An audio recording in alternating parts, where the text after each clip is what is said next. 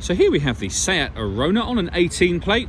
I'm going to start off by showing you around the outside of the car, and then we'll hop in and run through some controls on the inside. But from the outside, you can see it's a 5-door car with alloy wheels. Let's start off inside the boot and then work our way around the rest of it from there. As we approach the back of the car, you'll see we have plenty of boot space, along with that 60/40 split folding rear seat. And then underneath this tray section, loads more space should you need it.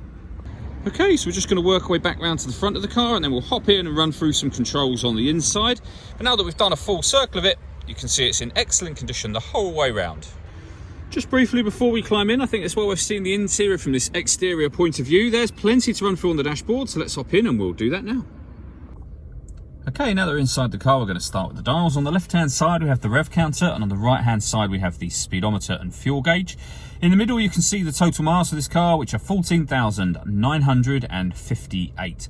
The information displayed above that can be changed using buttons on the steering wheel for various different bits of information, including the digital readout for the speedometer you see being displayed now.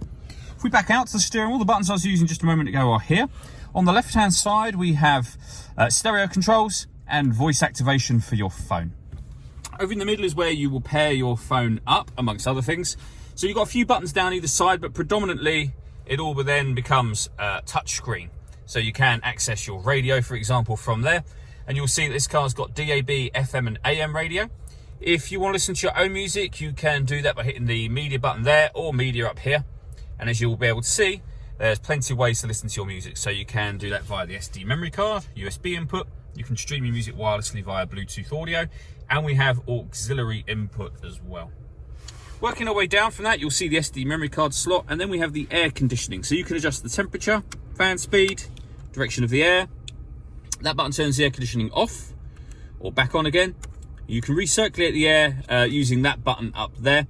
Depending on what temperature you set on this dial, recirculating the air will heat it up or cool it down quicker. So if you get in the car during the winter and you want it to heat up quicker, turn that on.